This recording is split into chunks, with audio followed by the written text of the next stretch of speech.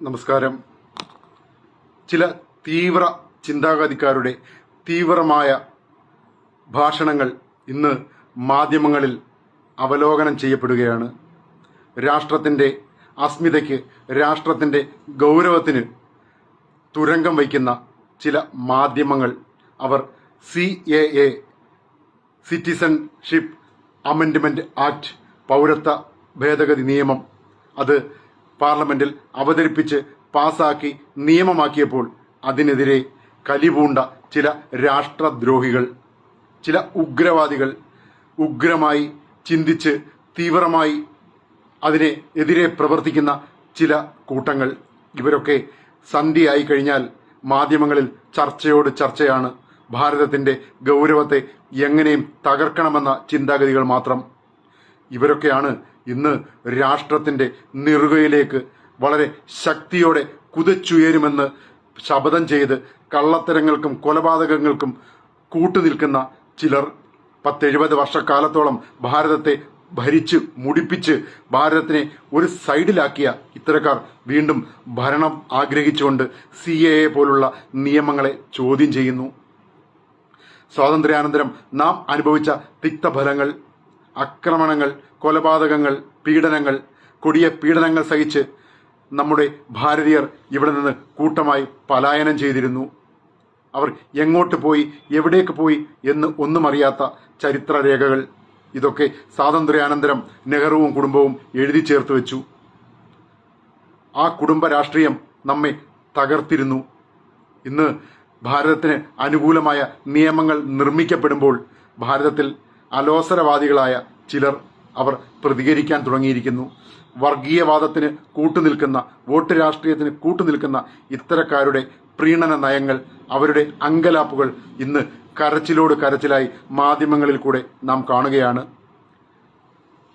കാശിനു വേണ്ടി വിൽപ്പന നടത്തുന്ന ചില മാധ്യമങ്ങൾ, അതൊക്കെ രാഷ്ട്രത്തിനെതിരായി, രാഷ്ട്രീയതയ്ക്കെതിരായി, രാഷ്ട്രത്തിൻ്റെ നിയമങ്ങൾക്കൊക്കെ എതിരായി പ്രവർത്തിക്കുന്നു. ഭാരതത്തിൻ്റെ അയൽ രാജ്യങ്ങളിൽ അവിടെ നിന്നും ഹൈന്ദവ സമൂഹം ഓടിയെടുത്തത് ഭാരതത്തിലേക്കാണ്. പക്ഷേ അവരെ യാത്രയിൽ പോലും കൊടിയ പീഡനം നൽകി, കൊലപാതകങ്ങൾ ചെയ്ത് അവരുടെ മൃതശരീരങ്ങൾ പോലും പുഴയിലൊഴുക്കിയ ഒരു കൂട്ടം അവർ ഇന്ന് വീണ്ടും ഭാരതത്തിലേക്ക് നുഴഞ്ഞു കയറി വലിയ വർഗീയവാദത്താൽ തീവ്രവാദം വളർത്തുന്നു. ഇന്നും അയൽ രാജ്യങ്ങളിൽ കൊടിയ പീഡനം നടത്തുന്ന ഭാരതീയരായ വൈഭവശാലികളായ ഹൈന്ദവ സമൂഹത്തെ ഭാരതത്തിലേക്ക് കൊണ്ടുവരാൻ ഭാരതത്തിൻ്റെ ഭരണഘടനയ്ക്ക് കഴിയേണ്ടതുണ്ട്. അതിന് CAA എന്ന സിറ്റിസൺഷിപ്പ് അമെൻഡ്മെൻറ്റ് ആക്ടിന് കേന്ദ്ര സർക്കാർ വിഭാവനം ചെയ്തിരിക്കുന്നു, അത് നടപ്പിലാക്കിയിരിക്കുന്നു. ഇന്ന് ഇത്രയും സന്തോഷകരമായ രാഷ്ട്രത്തിൻ്റെ സുരക്ഷിതത്തിന്, രാഷ്ട്രത്തിൻ്റെ സന്തോഷത്തിന്, രാഷ്ട്രത്തിൻ്റെ നന്മയ്ക്ക് ഒക്കെ പ്രേരകമാകുന്ന ഈ നിയമത്തെ രാഷ്ട്രം സന്തോഷത്തോടുകൂടി സ്വീകരിക്കുമ്പോൾ അവിടെയും ഇവിടെയും ചിതറിക്കിടക്കുന്ന ചില ടുക്കട ഗ്രൂപ്പുകൾ അതിനെതിരെ പ്രവർത്തിക്കുന്നു. വരുന്ന തെരഞ്ഞെടുപ്പിൽ മൃഗീയമായ ഭൂരിപക്ഷത്താൽ ഭാരതീയ ജനതാ പാർട്ടി ജയിച്ചു കയറുമ്പോൾ ഇനിയും നമുക്ക് ചേഞ്ച് ചെയ്യാൻ ഒരുപാട് നിയമങ്ങളുണ്ട്. ആർട്ടിക്കിൾ 370 35A ഒക്കെ എടുത്തു കളഞ്ഞ് ഭാരതത്തിൻ്റെ നിയമം ഒരേ കൊടി കീഴിൽ കൊണ്ടുവന്നപ്പോൾ, അതുപോലെ തന്നെ കോമൺ സിവിൽ കോഡിനെ കൊണ്ടുവരുമെന്ന് പ്രയത്നശീലമാക്കിയ ഇന്നത്തെ നമ്മുടെ പുതിയ തലമുറ, അവർക്കൊക്കെ CAA എന്ന നിയമത്തെ സാധൂകരിച്ച് അതിനെ അനുകൂലിച്ച് ഭാരതത്തിൻ്റെ ഗൗരവത്തിന് മാറ്റുകൂട്ടുവാൻ പ്രവർത്തിക്കേണ്ടിയിരിക്കുന്നു. ചില ടുക്കട ഗ്രൂപ്പുകളുടെ രാഷ്ട്രീയത, രാഷ്ട്രത്തിനെ, രാഷ്ട്രദ്രോഹികളെ നേരിടുവാൻ രാഷ്ട്രത്തിന് കഴിയണമെങ്കിൽ ഇതുപോലുള്ള നിയമങ്ങൾ അനിവാര്യമാണ്. വരുന്ന തിരഞ്ഞെടുപ്പിൽ 1/3 ഭൂരിപക്ഷത്തിൽ ഭാരതത്തിൻ്റെ ഭരണകൂടം വിജയിച്ച് കയറുകയാണെങ്കിൽ ഭരണഘടനയ്ക്ക് തന്നെ മാറ്റമുണ്ടാകാം. മുഗളന്മാരുടെയും ബ്രിട്ടീഷുകാരുടെയും ഒക്കെ പഴകി പുഴുത്ത ചില നിയമങ്ങളെ ഇന്നും നാം കൊണ്ടു നടക്കുമ്പോൾ നമ്മുടെ ഭാരതത്തിന് അനുകൂലമായ, ഭാരതീയതയ്ക്ക് അനുകൂലമായ, രാഷ്ട്രത്തിൻ്റെ സംസ്കാരത്തിന് അനുകൂലമായ നിയമങ്ങൾ നമുക്ക് നിർമ്മിക്കേണ്ടിയിരിക്കുന്നു. വർഗീയവാദികളെ പ്രീണനങ്ങൾ നടത്തുന്ന നിയമങ്ങൾക്കൊക്കെയും അറുതി വരുത്തേണ്ടിയിരിക്കുന്നു. അതിന് CAA പോലുള്ള നിയമങ്ങൾ, ഭാരതീയ നിയമ സംഹിതയ്ക്ക് തന്നെ മാറ്റം വരുത്തുവാൻ ഭാരതം ആഗ്രഹിക്കുകയാണ്. അത് കാലത്തിൻ്റെ അനിവാര്യതയും കൂടിയാണ്. രാഷ്ട്രം വളരെ മുന്നിലേക്ക് കുതിക്കുന്ന ഈ സമയത്ത് രാഷ്ട്രത്തിനോടൊപ്പം ചേർന്ന് നിൽക്കുവാൻ നാം ജനങ്ങൾക്ക് കഴിയണം. വരുന്ന തെരഞ്ഞെടുപ്പിൽ മൃഗീയമായ 1/3 ഭൂരിപക്ഷത്തോടുകൂടി ഭാരതത്തിൻ്റെ ഭരണകൂടം ജയിച്ചു കയറുമ്പോൾ ഭാരതത്തിൻ്റെ ഗൗരവത്തിന്, ഭാരതത്തിൻ്റെ വൈഭവത്തിന് നാം ആക്കം കൂട്ടുമെന്ന് തന്നെ വിശ്വസിക്കണം. അതിന് വരുന്ന തെരഞ്ഞെടുപ്പിൽ നമുക്ക് ഒത്തൊരുമിച്ച് തോളോട് തോൾ ചേർന്ന് നിന്നുകൊണ്ട് നന്മയ്ക്ക് വേണ്ടി പ്രവർത്തിക്കുന്ന നമ്മുടെ ഭരണകൂടത്തിന് സപ്പോർട്ട് ചെയ്യേണ്ടിയിരിക്കുന്നു, അവരെ സഹായിക്കേണ്ടിയിരിക്കുന്നു. അവിടെ സ്ഥാനാർത്ഥികൾക്ക് വേണ്ടി വഴക്ക് കൂട്ടാതെയും സ്ഥാനാർത്ഥികൾക്ക് വേണ്ടി ആഗ്രഹം നടിക്കാതെയും പണ്ട് 1925 മുതൽ കഷ്ടപ്പെട്ട, പ്രയത്നിച്ച കൊടും പീഡനങ്ങൾക്ക് ഇരയായിട്ടും അവരുടെ തലമുറകൾ അനുഭവിച്ചു വരുന്ന കൊടും പീഡനങ്ങൾക്ക് നടുവിൽ രാഷ്ട്രത്തിൻ്റെ ഗൗരവത്തിനു വേണ്ടി പ്രയത്നിക്കുന്നവരെ നമുക്ക് തിരഞ്ഞെടുക്കേണ്ടി വരും. അതൊക്കെ വരുന്ന കാലഘട്ടത്തിൽ നമ്മുടെ പുതിയ തലമുറയ്ക്ക് അനിവാര്യമാണ്. ഭാരതം ഇന്ന് ലോക ശക്തികളുടെ മുന്നിൽ കുതിച്ചുയരുമ്പോൾ അതിൻ്റെയൊക്കെ അണിയറ ശില്പികൾ ഇവരൊക്കെ തന്നെയാണ്. ഈ വർഗീയവാദികളും ഉഗ്രവാദികളും ഉഗ്രമായ വിഷം ചീറ്റുന്ന രാഷ്ട്രീയക്കാരും ടുക്കട ഗ്രൂപ്പുകളും ഒന്നും അല്ല ഇവിടെ നമുക്ക് വേണ്ടി പ്രവർത്തിക്കുന്നത്. നമുക്ക് വേണ്ടി രാഷ്ട്രത്തിൻ്റെ ജാതി, മത, വർഗ, വർണ്ണ വിഭാഗങ്ങൾക്ക് എതിരെ പ്രവർത്തിച്ച് ജനങ്ങളെല്ലാം ഒന്നാണെന്നും ഭാരതത്തിൻ്റെ അഖണ്ഡതയ്ക്കും ഐക്യത്തിനും വേണ്ടി പ്രവർത്തിക്കുന്നുവെന്നും തെളിയിച്ച ഭാരതത്തിൻ്റെ 1925 ശില്പം കൊടുത്ത, അതിന് തുടക്കം കുറിച്ച നന്മയുള്ള ആ സംഘടന തന്നെ വീണ്ടും ഭരണത്തിൽ എത്തേണ്ടിയിരിക്കുന്നു. അതിൻ്റെ വിഭാവനമായ ഭാരതീയ ജനതാ പാർട്ടി തന്നെ ഭാരതത്തിൽ അധികാരത്തിൽ വന്നെങ്കിലേ വരുന്ന തലമുറയ്ക്ക് തൊഴിലധിഷ്ഠിതമായ ചിന്താഗതികളോടെ പുതിയ ഒരു ഭരണകൂടത്തെ സൃഷ്ടിക്കുവാൻ കഴിയും. അപ്പോൾ നമ്മുടെ ഭാരതത്തിൻ്റെ പേര് തന്നെ പണ്ട് നമ്മൾ സ്വർണ്ണ പക്ഷി എന്ന് വിളിച്ച ആ പേര് ഇനിയും നമുക്ക് കിട്ടിത്തുടങ്ങും. ഇപ്പോൾ തന്നെ 8ൽ കൂടുതൽ വളർച്ച നിരക്കോടുകൂടി ഭാരതം കുതിച്ചുയരുമ്പോൾ ലോക ശക്തികൾ ഒക്കെ പിന്തിരിഞ്ഞോടുന്ന കാഴ്ചയാണ് നമുക്ക് കാണുവാൻ കഴിയുന്നത്. പുതിയ ഭരണകൂടത്തിന് കഴിഞ്ഞ 10 വർഷം കൊണ്ട് നടത്തിവരുന്ന വികസനപരമായ മുന്നേറ്റത്തിന് മുന്നോക്കം കൂട്ടുവാൻ അതിന് CAA പോലുള്ള നിയമങ്ങളും അനിവാര്യം തന്നെയാണ്. ഇനി കോമൺ സിവിൽ കോഡ് പോലെ ഒരുപാട് പുതിയ നിയമങ്ങൾ, ഭാരതത്തിന് അനുകൂലമായ നിയമങ്ങൾ, സംസ്കാര സമ്പന്നതയ്ക്ക് മാറ്റുകൂട്ടുന്ന നിയമങ്ങൾ ഒക്കെ നാം സൃഷ്ടിക്കേണ്ടിയിരിക്കുന്നു. അതിന് നമുക്ക് വീണ്ടും ഇത്തരം ഗവൺമെന്റിനെ തന്നെ തിരഞ്ഞെടുക്കാം. വർഗീയവാദികളായ, ഉഗ്രവാദികളായ, ഉഗ്രതീഷ്ണമായ ഭാരതത്തിനെതിരെ പ്രവർത്തിക്കുന്ന, സ്വാതന്ത്ര്യാനന്തരം നമ്മയൊക്കെ കബളിപ്പിച്ച, നമ്മുടെയൊക്കെ ചരിത്രങ്ങൾ കബളിപ്പിച്ച് തിരുത്തെഴുതിയ, അവരുടെ കുടുംബത്തിന് അനുകൂലമായി എഴുതിയ ഇവരെയൊക്കെ ഓടിക്കേണ്ടിയിരിക്കുന്നു. ഇന്ന് കേരളത്തിൻ്റെ 24 മുതൽ മാധ്യമങ്ങൾ, റിപ്പോർട്ടർ, ഇന്ത്യ വിഷൻ, ഇങ്ങനെയുള്ള മീഡിയ വൺ പോലെയുള്ള മാധ്യമങ്ങൾ ഭാരതത്തിനെതിരെ അവർ ഒരു ചേരി തിരിഞ്ഞു നിൽക്കുമ്പോൾ നമ്മുടെ ഭാരതത്തിന് അനുകൂലമായി നിൽക്കാൻ നമുക്ക് കഴിയണം. ഭാരതം ശക്തിശാലിയാകുമ്പോൾ, ഭാരതം വൈഭവം വീണ്ടെടുക്കുമ്പോൾ ഇവരൊക്കെ പിന്നീട് വന്ന് നമ്മളോടൊപ്പം ചേർന്ന് നിന്നുകൊണ്ട് ഞങ്ങളും അതിൽ പ്രയത്നിച്ചു എന്ന് പറയുന്ന കാലം വിദൂരമല്ല. ഇപ്പോൾ തന്നെ സ്വാതന്ത്ര്യത്തിന് എതിരായി പ്രവർത്തിച്ച കമ്മ്യൂണിസ്റ്റുകാരൊക്കെയും കോൺഗ്രസ്സുകാരൊക്കെയും ഇപ്പോഴും പറയുന്നത് ഞങ്ങളായിരുന്നു സ്വാതന്ത്ര്യ സമര പോരാളികളെന്നാണ്. ആ കോൺഗ്രസ്സുകാർ അന്ന് യഥാർത്ഥ സ്വാതന്ത്ര്യ സമര പോരാളികളായിരുന്നു എങ്കിൽ രാജ്യം ഇന്ന് വിണ്ട് കീറുമായിരുന്നില്ല. രാജ്യത്തിനെ വെട്ടി നുറുക്കി പല രാജ്യങ്ങളാക്കി ഇന്നും ഞങ്ങളാണ് സ്വാതന്ത്ര്യ സമര പോരാളികൾ എന്ന് പറയുന്ന കാപട്യ രാഷ്ട്രീയക്കാരെ, വർഗീയവാദികളെ തിരിച്ചറിയണം.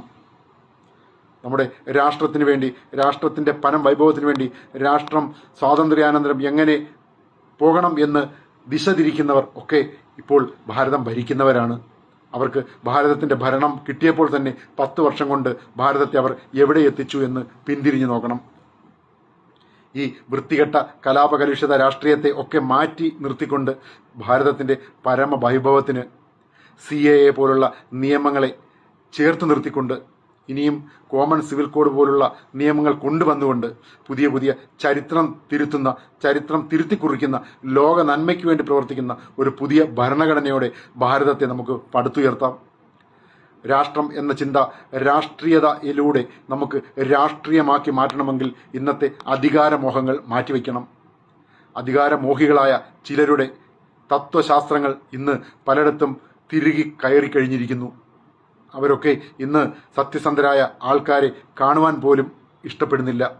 അതാണ് കഴിഞ്ഞ രാഷ്ട്രീയപരമായ ചില തീരുമാനങ്ങളിലൂടെയും രാഷ്ട്രീയപരമായ ചില ആലോചനകളിലും ഒക്കെ നമ്മൾ കണ്ടുകൊണ്ടിരിക്കുന്നത്. രാഷ്ട്രത്തിന് അനുകൂലമായി പ്രവർത്തിക്കുന്ന പുതിയ തലമുറയെ പോലും ഇല്ലാതാക്കുന്ന ചില നടപടികളും കേരളത്തിൽ നമ്മൾ ഈ അടുത്ത കാലത്ത് കാണുകയുണ്ടായി. അതാണ് അഭിമന്യുവിൻ്റെയും ഒക്കെ കൊലപാതകങ്ങളിലൂടെ നാം കണ്ടുകൊണ്ടിരിക്കുന്നത്. ഇപ്പോൾ പൂക്കോട്ട് നടന്ന കൊലപാതകവും അതിവിദൂരമല്ല.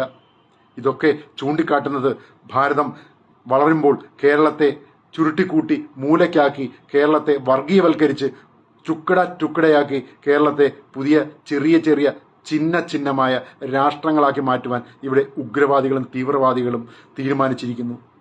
ഈ ഉഗ്രവാദികളും തീവ്രവാദികളും തന്നെയാണ് മാധ്യമങ്ങളിൽ പ്രത്യക്ഷപ്പെട്ട് ഇത്തരം ഭാഷണങ്ങൾ നടത്തുന്നത് തന്നെ.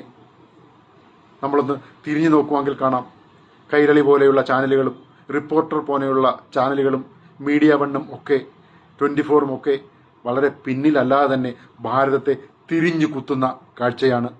വർഗീയമായി ജാതികൾ തുറന്നു കാട്ടിക്കൊണ്ട് പ്രീണന നയങ്ങൾ സ്വീകരിച്ചുകൊണ്ട് ചിലരൊക്കെ രാഷ്ട്രത്തെ തല കീഴാക്കി വയ്ക്കുവാൻ പ്രയത്നിക്കുകയാണ്. ഇതിനെയൊക്കെ നേരിടണമെങ്കിൽ CAA പോലുള്ള നിയമങ്ങൾ അനിവാര്യമാണ്. CAA പോലുള്ള നിയമങ്ങൾ ഇവിടെ വന്നേ മതിയാകൂ. ഇപ്പോൾ ഇത്തരം പുതിയ തീരുമാനങ്ങളോടെ കേന്ദ്ര സർക്കാർ പുതിയ നീക്കങ്ങളുമായി മുന്നോട്ട് വരുമ്പോൾ ഇവൻ്റെയൊക്കെ തലയിൽ ഇടിവെറ്റിയതുപോലെയുള്ള അവസ്ഥയാണ്, ആ കോലാഹലങ്ങളാണ് മാധ്യമങ്ങളിൽ കൂടി നാം കാണുന്നത്.